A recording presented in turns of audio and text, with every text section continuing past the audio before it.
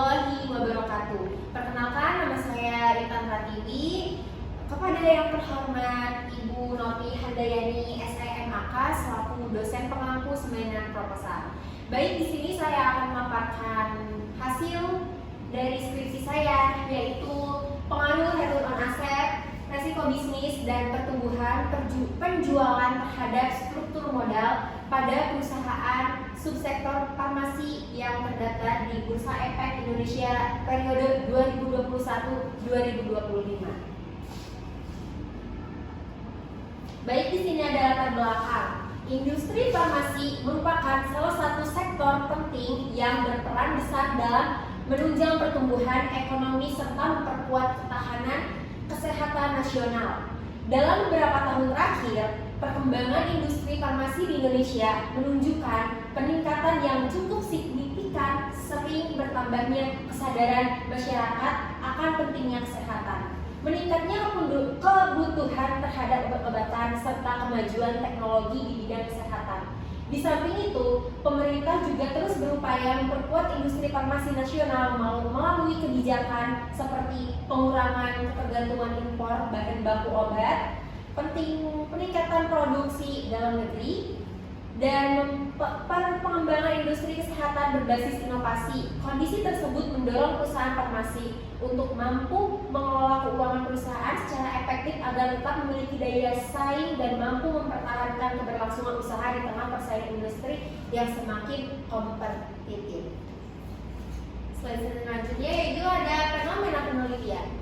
Fenomena penelitian menunjukkan bahwa resiko bisnis, pertumbuhan penjualan, dan struktur modal pada perusahaan subsektor farmasi periode 2021-2025 mengalami fluktuasi. Kondisi ini mengindikasikan bahwa kinerja keuangan dan kebijakan pendanaan perusahaan belum stabil sehingga menarik untuk diteliti lebih lanjut.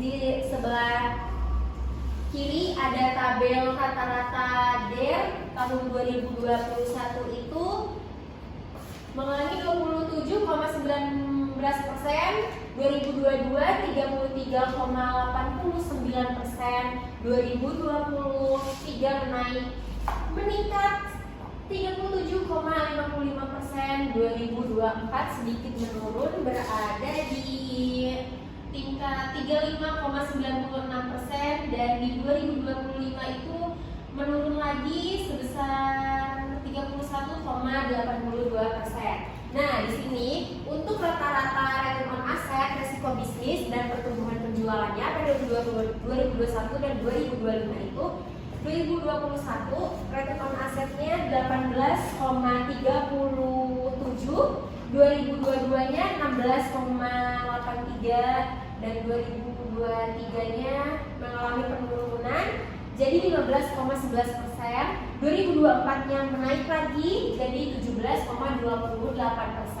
2025-nya turun di angka 12,43%. Dan untuk resiko bisnis juga mengalami fluktuasi, di mana 2021 resiko bisnis mengalami peningkatan yaitu 24%, dan sedangkan di 2022 menurun 21%, dan 2023-nya terus menurun 18%, 2024-nya masih di 18%, dan 2025-nya naik 1% jadi 19%.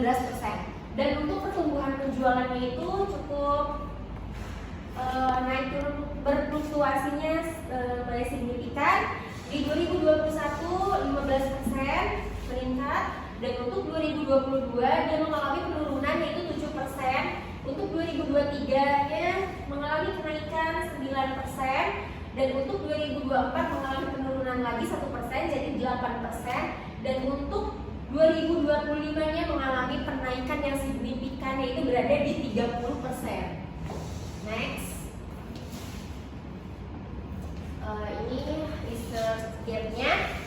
Pertama, menurut penelitian Sinaga et al. 2023 menemukan ROA berpengaruh negatif signifikan terhadap struktur modal.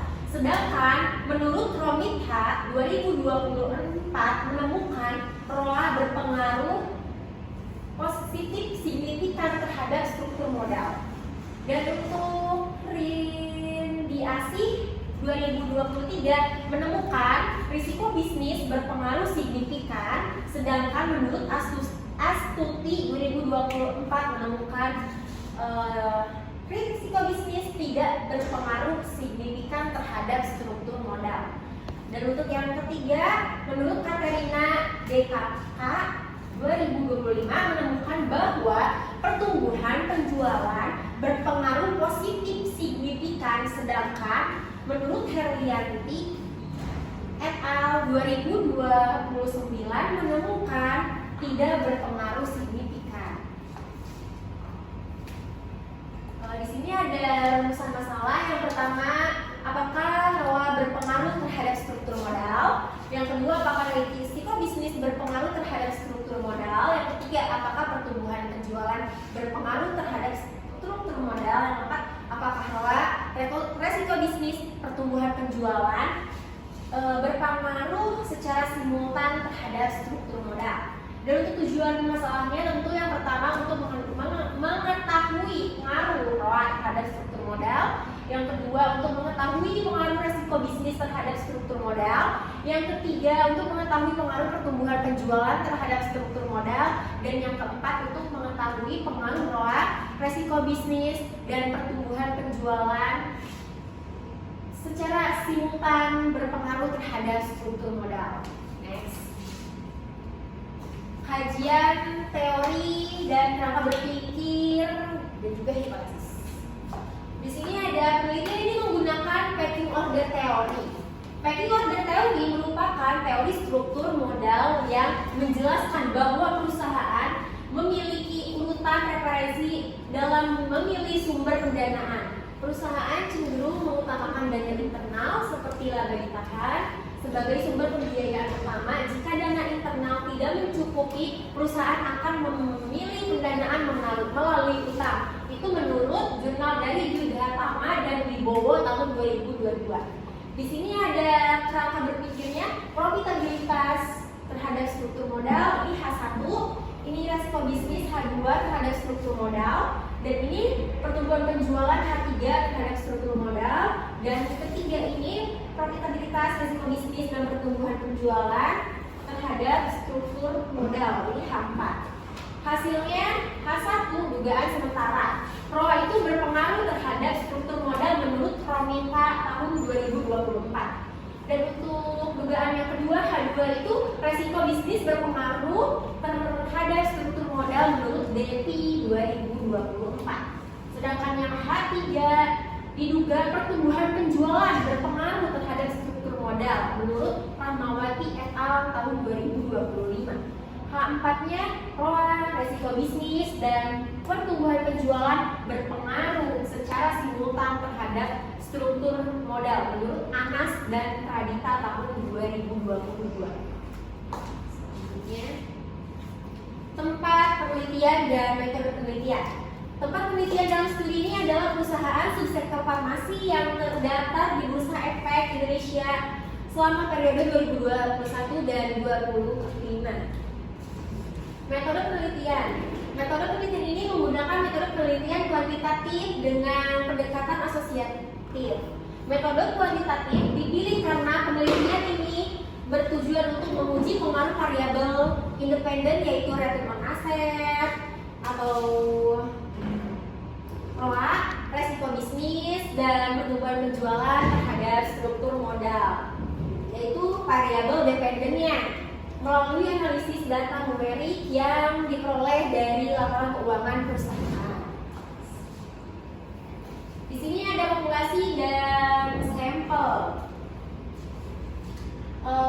Populasinya itu dalam penelitian ini adalah seluruh perusahaan subsektor farmasi yang terdaftar di Bursa Efek Indonesia 2021 sampai 2025 yang berjumlah 15 perusahaan yaitu Obat, MDLA, INAF, IKPM, FDIL, IEFA, DVLA, SIDO, PP, SCPI, MERK, TSCP, TSPC, KF, KLDV, SOHO, dan sampel. Teknik pengambilan sampel yang digunakan dalam penelitian ini adalah coercive sampling, yaitu pemilihan sampel menurut kriteria.